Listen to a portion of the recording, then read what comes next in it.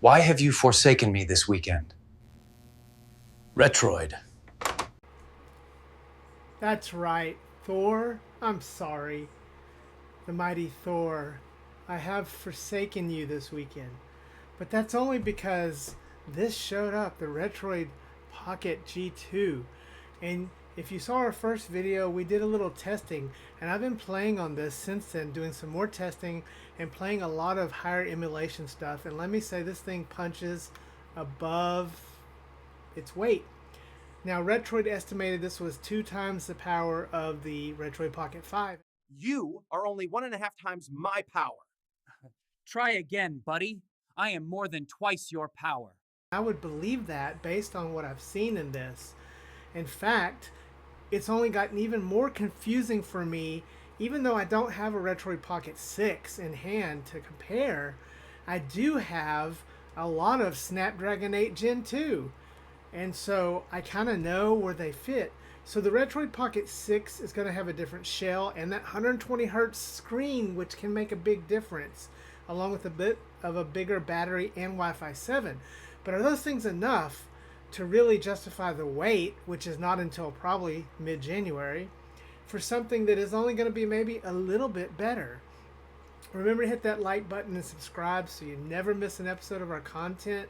But we're going to do our first review of the Retroid Pocket G2. I've played it enough now. I know what things are good and what are great and what are not. And we're going to go over this, and I'm going to go over some more testing and show you a lot more footage of some high-end emulation. Let's get started.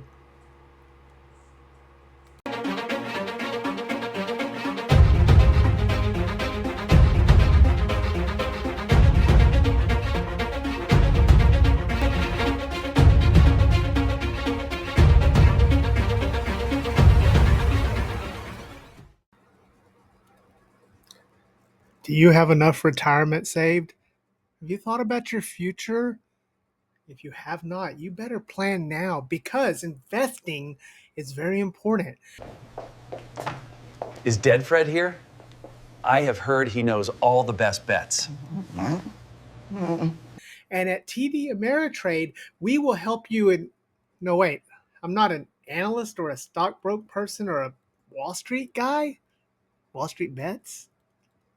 Anyways, guys, hey Deadheads, welcome to the channel. Or welcome for the first time, new Deadheads. Today, we're going to take a look at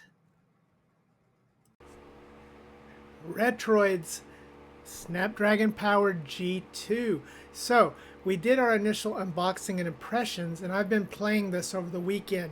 Sorry, Thor, I still love you, Thor, but this thing has really kind of captured my attention. It is really surprising just how good this handheld is. Now, if you've ever held a Retroid Pocket 5, then there's little surprises here. There is the same shell, same buttons, same screen, same sound, same everything that I found in my Retroid Pocket 5. All the accessories, the 3D printed items, all fit on this. So essentially, we're looking at the Retroid Pocket 5 Pro. It could have been called that instead of the G2. So the real star of this is this G2. Now, Retroid themselves had promised that this was at least 2 times the power of the Snapdragon 865. And in playing this, I gotta agree with them that I think it's somewhere around that. So first, let's get this out of the way. There's no new evolution here as far as form factor, the way it feels. Using the buttons are nice. They feel good. The D-pad is the classic Retroid D-pad, one of my favorite D-pads of all that exists.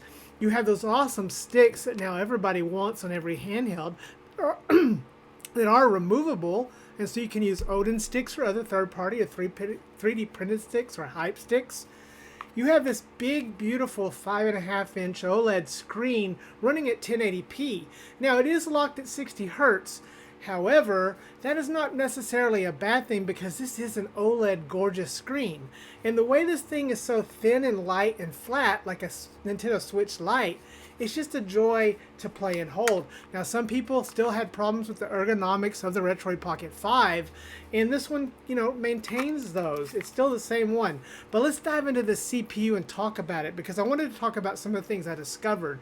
So in my initial testing, we did find a lot of surprising results. Hey guys, sorry to interrupt the video, but I wanted to take a moment to talk about today's sponsor, AliExpress, our partner in bringing you all this great content. And I wanted to talk specifically about this. This is a cover for the Mangmi Air X. It is a perfect TPU see-through cover that is custom made and fits perfectly within the confines of that to add extra protection and give more life to your handheld. As you can see there, it snaps right on. It looks attractive. It's got a cutout with this texture to hold it to make it feel even better. It's just an amazing little thing that you can add to your Mangmi to take this device and make it feel even more premium. Anyways, hit the link in the description if you want to pick one of these up for yourself. We want to thank AliExpress as always for being our partner with this, and hit the codes, get one of these. It's great. Back to the show. So we ran a bunch of tests, and I did this. Go look at the initial video I posted. But using Antutu, now version 10. Now here's the thing I learned about Antutu. There are different versions, and when they change versions, the scores change. So comparing a version 10 of Antutu on this score, 1.2 million, with a version 10 Antutu on a Snapdragon 8 Gen 2, 1.2 million, gave us almost nearly the same result. So it's not really, I guess it is very surprising that this CPU is probably outperforming what you would expect. Now digging deeper, it looks like the CPU is hitting neck and neck with the Snapdragon 8 Gen 2. It's the GPU where on paper the Snapdragon Gen 8 2 has the advantage. But a lot of emulation uses CPU power, especially older emulation. So for all of this intents and purposes, my results in Wildlife Extreme, in Antutu, and all the different tests that I did, it came out within a few percentage points of the Snapdragon 8 2. This makes everything very confusing and a little bit harder to understand, especially when you have the Retroid Pocket 6 coming. Now, in testing the battery, I really found that the battery was pretty good. It lasted as long as I thought. Now, it's smaller battery than the 6, but it's a newer CPU, so I think it's been optimized. But I got some pretty good battery on it, and charging it was nice and quick as well. Now, I know what you guys really want to know. How does it run the higher end stuff? Well, on the secret console, I was able to run quite a few games. Now, we could run a lot of games on the Retroid Pocket 5 with the Snapdragon 865. So it's not surprising that we can boot up and run some of those secret console games, but they ran really well. Games like Breath of the Wild, I've been playing on this little handheld, and it's running pretty good. You're wondering, do all the Turnip drivers work? Well, the ones I've tested have worked very well. So yes, driver development is there for this. It's using drivers that I think were meant for a Snapdragon 7 Gen 3 Plus or whatever, and I think that's what this is rebadged. So from what I can tell, this is just a rebadged, a little bit changed frequency sort of CPU. But yes, you can run some custom drivers. So Switch, there I said it, Secret Console, emulation is pretty good. Now, is it better than Odin 2? Is it better than Odin 3 will be? Is it better than, the Snapdragon 8 Gen 3s that are coming, like the Conquer Pocket Fit?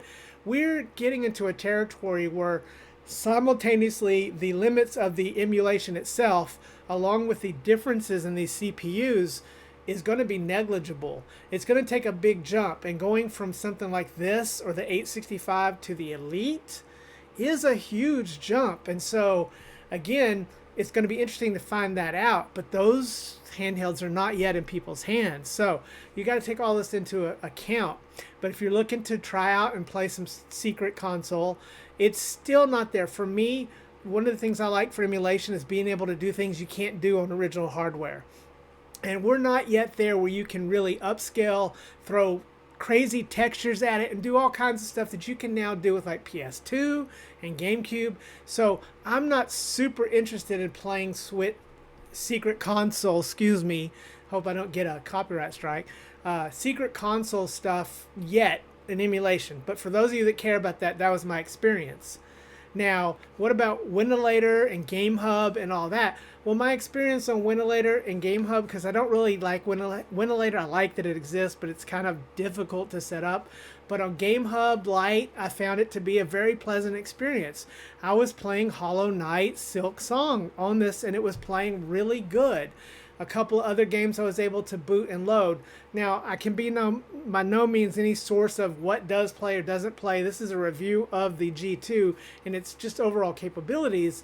And I just wanted to say that overall, the G2 does outperform my expectations. We're talking about a handheld that was rumored to be the 6, came out of nowhere, it's not the 6, and was launched almost immediately and shipped immediately. I mean, who are you, Anbernick? It's kind of crazy. But this is Android based. All of the software is there. I have not found any sort of craziness. Now, we all expect Retroid products to have craziness. There is no trigger problems. They never appeared on the 5. This is not a flip with a hinge, so there's no hinge to test. There is no cracking in the shell. The thing doesn't get overly hot. I haven't had software crashing.